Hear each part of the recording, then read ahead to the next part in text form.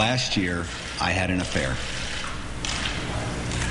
I violated the vows of my marriage. It's absolutely the worst thing that I've ever done in my life. I take full responsibility for my actions. That's Republican Senator John Ensign of Nevada admitting in a press conference last June that he'd had an affair with the wife of one of his top aides. Once a rising star in the Republican Party, Ensign has been, oh, this is nice. The prompter says Ensign has been hip deep in scandal since news of the affair broke. And today, the scandal level rose even higher. His power and his influence has led to the complete destruction of my life today. That's Doug Hampton speaking about Senator Ensign, his former boss and former best friend, at his June press conference. Senator Ensign admitted having an affair with Doug Hampton's wife, Cindy, who also worked for Ensign as his campaign treasurer.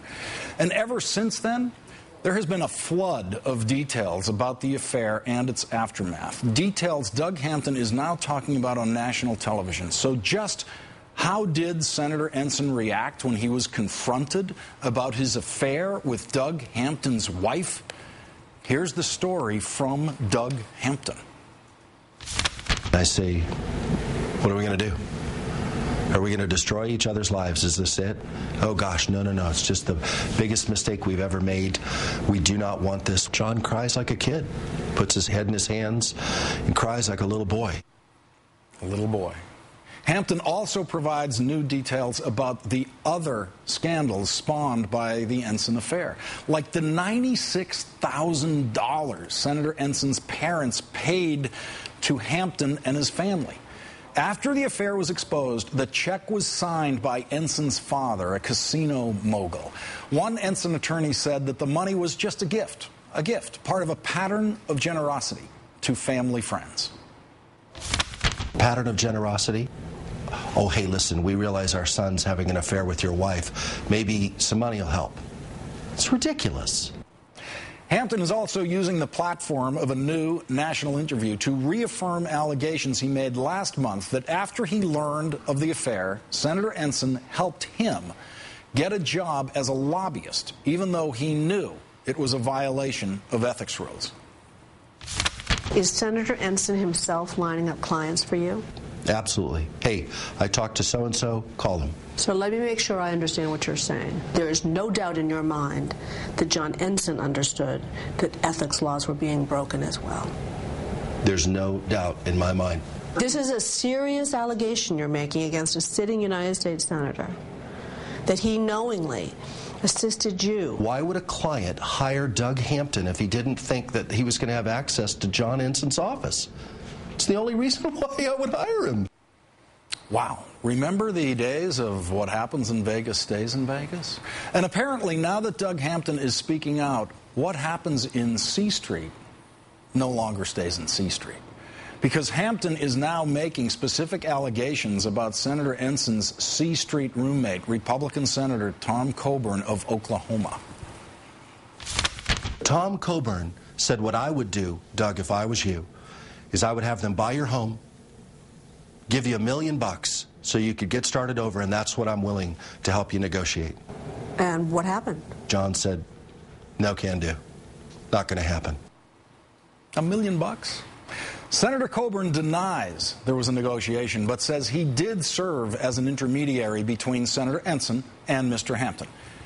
And yeah, sure, intermediaries usually do negotiation, but Senator Coburn says he didn't negotiate, and Senator Coburn is one of those soldiers of Christ living together on C Street, praying together every day, so he must be telling the truth, right? Joining us now is John Ralston. He is a columnist for the Las Vegas Sun and landed the first Doug Hampton interview 4 months ago on his Las Vegas show, Face to Face with John Ralston. John, thanks for being here tonight. Hi, Lawrence. John, what are the new revelations we're getting out of this new interview with Doug Hampton? I'm not sure we're getting a lot of new revelations. I mean, the contours, as you outlined them, came out first on my program, then were kind of fleshed out a little bit in the New York Times interview. But there aren't really a lot of new details. It's just the breadth of what he's saying. He's putting out some more sordid, let's avert our eyes kind of stuff about the affair, the text message he intercepted from John Ensign to his wife. But it's you hit on the crux of it. This has gone way beyond the sex scandal. It's whether or not John Ensign broke any laws. Did he actually try to give severance and hush money through his parents and then not disclose it? More than $25,000, that's a felony. Did he actually not just set up Doug Hampton with clients, which would be kind of unseemly but okay, but did he then knowingly set up Doug Hampton to lobby people? Says he set up a meeting with an administration official. That's breaking the cooling off period. And what Doug Hampton has essentially said now is, I'm a criminal, but John Ensign knew I was a criminal, and he broke the law too. Now, those issues are all being investigated by the Senate Ethics Committee. Is there any investigation going on by law enforcement officials in Nevada about this? There's been no talk of that. The only law enforcement that I've heard about is the Department of Justice. They told Politico earlier this week or last week that they were not that interested in it. I guess they have some other things going on, maybe in New York City pretty soon. John Ensign may be on the back burner. The question is, you know this better than I do, Lawrence, having been around D.C., is what is that Ethics Committee going to ever do? The really interesting thing that Doug Hampton is saying is that neither the Ethics Committee folks nor the Justice Department have even contacted him when he claims to have all this evidence, these handwritten notes, the canceled checks, emails, phone records, all that kind of stuff. Why wouldn't the Justice Department and Ethics Committee have asked for that information yet? That's a very good question, I think. Yeah, I don't know why they'd be dragging their feet at, because that seems like preliminary investigative material. But my guess on it, John, is what the political target for the Senate Ethics Committee investigation would be is some kind of release of a finding or information in around September of 2010. So there will be a big report on a Republican senator's scandal as the Democrats are going into their re-election battles in 2010. That would be the political timing that would serve them, wouldn't it? Oh, that's the cynicism born of just too many years in Washington, D.C., Lawrence. I can't imagine that something like that would happen. But listen, you talk about the guy who really has the biggest problems next year, maybe except Chris Dodd, or maybe including Chris Dodd, and that's the other senator from Nevada, Harry Reid. And if you don't think Harry Reid is capable of that cunning a maneuver, yeah, you and I both think that. So I'm not so sure that you're wrong. I think Harry Reid loves having John Ensign not resign, has him there as a target for the Democrats in 2010 when they might have, as you well know, some problems. John, whose polling numbers are better in Nevada right now of the two senators, Ensign and Reid?